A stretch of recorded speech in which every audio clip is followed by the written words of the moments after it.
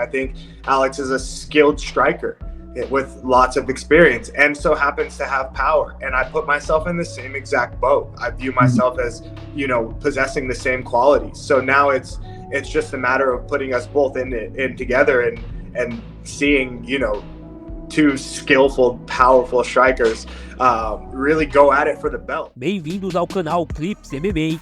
Dia 5 de outubro, em Salt Lake City, Alex POATAN enfrenta Khalil Rountree no UFC 307. Lutadores, comentaristas, todos já estão opinando sobre essa luta. Vamos conferir, já se inscrevam aí no canal e bora! I have no intentions on shooting any takedowns or trying to take what people would consider the easy route,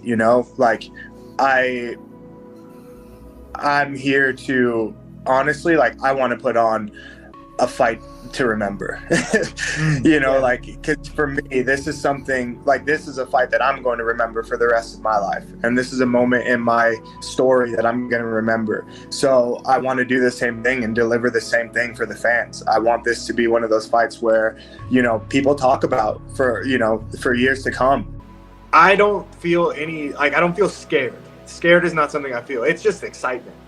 I'm when people talk about Alex and what he possesses, I see very similar, things that I have in my game and how I kind of perceive myself. Don't care what other people think and what, their opinions, but how I view it. So for me to have this opportunity, I'm excited. It's not like a scared or no, dude, I'm excited. I'm fired up and I can't wait to put on the fight of the year, honestly. This is going to be fight of the year, 100%. I think that everyone has gone in there and they've tried their best. and he's had an answer for that. And so I don't think that there was anything wrong. I think anybody going in there, they know what to prepare for. And that's it. I can't be the judge of right or wrong. I'd say I'm in a similar boat, right? It's not that I am saying I know everything right. No, I believe in myself. I believe in my skills and my abilities. And now I get to be the next guy to go in there and put it to the test, and if he has an answer for it, he has an answer for it. It's not just a power thing, in my opinion. I think that it's a skill thing. I think Alex is a skilled striker with lots of experience and so happens to have power. And I put myself in the same exact boat. I view myself as, possessing the same qualities. So now it's just a matter of putting us both in together and seeing, two skillful, powerful strikers really go at it for the belt. That's a tough one. If I'm Khalil, I would say Russell, but he's got knockout power too. They're both scary power punchers. Pereira, I think, utilizing those calf kicks. But then again, going to a Muay Thai style of Khalil, trying to play the kicking game with Khalil, I don't know if that's going to be the best plan of attack with Pereira, for Pereira to do that with Khalil. I think Khalil just seems a little bit cleaner in his traditional Muay Thai, but I think Pereira probably hits harder. He just has that touch of death. When he places his hand on your chin, guys just go down. It's the most freakishly looking thing. His fight with Jamal Hill, his fight with Sean Strickland, Israel, these guys, he touches them and it's just like magic. They just drop. It's really fascinating. I don't know what his limbs, his bones are made out of. Do I favor one? I just want to see a good fight. Yeah. That's it. I know Khalil a little bit more than I know Pereira, but I respect both guys. Anyone that comes into the sport put in some hard work, especially getting to the top, even after some tough losses, I think is respectable. So with that being said, I respect both these guys' journey, and I just want to see a good fight. It just seems like Alex Pereira is always saving the day, so I hope his paycheck reflects that. And I'm not saying that they didn't have a main event, but he just fought. For him to be turning around again like this, I'm like, bro, do you know what the word vacation means? Alex is a big star. They want to keep him fighting. They want to keep him as busy as possible. And honestly, this is a good matchup for him. This is a really good matchup for him. A guy that hasn't been tested against the type of skill that's at the top of the division. Just physicality. He's like, I think Khalil's like he's like 6 feet tall, 5'11" or something like that. And reach isn't. He's got long arms, but that height advantage for that. And Alex is one of the top 3 tall guys in the division, right? And Khalil's kind of on the shorter side. So there's a physicality difference there, as well as the fact of, I don't think we've ever seen Khalil's ever fought 5 rounds. I don't think Khalil Rountree's ever been in a 5-round fight. And we've seen, if you've watched Khalil fight, he gets tired. He gets tired fairly early into the fight. Now, the Dustin Jacoby fight. Now, one thing I watched this fight while I was preparing for Khalil. And one thing that jumped out to me initially, whenever I first watched it in real time, you know, I was kind of in and out watching it. I gave it to Khalil. I was like, okay, I mean, it was a close fight. Could have been. I went back and watched the fight after watching the fight study. Khalil lost all 3 rounds of this fight. You can go back and you can watch this fight.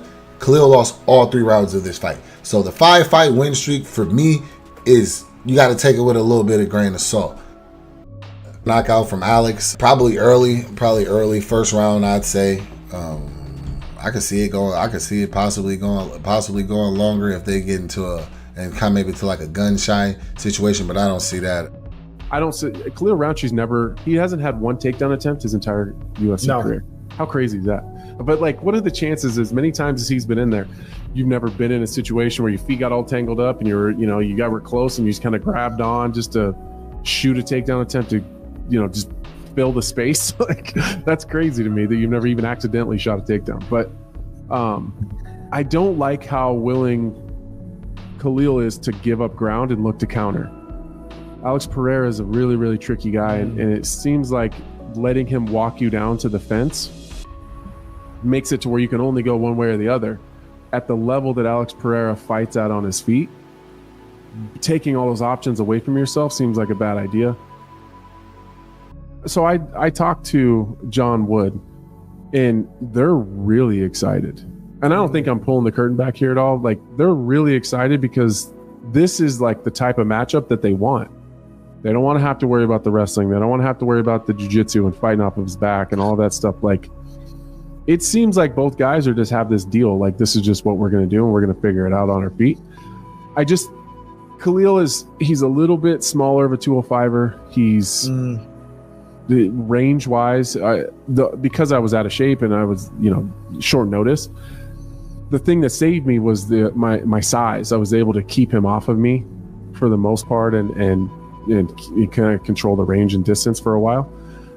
And I just think Alex is better at that, obviously, than I am. So I don't like that Khalil is primarily a counter striker with a guy that's as dangerous as Alex Pereira. I mean, if you really want me to get deep into the X's and O's, I think that recently Khalil has been giving up some distance and space when he's in there. He wants to counter and he's really fast, but I had a hard time kind of tracking him down and getting a beat on him, but Alex is way better than I am in terms of striking. So I think that if Khalil sits back and lets Pereira walk him down like he let me do, it's going to be tough. It's going to be really tough. Well, Alex Pereira is the biggest superstar in mixed martial arts right now, and that's a crazy statement. But with respect to Sean O'Malley and everybody else, this is the guy who is leading the dance for the UFC in 2024. It's been absolutely incredible to watch his rise, and I think a lot of it's just rooted in his appetite for mixed martial arts knowledge and improvement and his just desire to be great.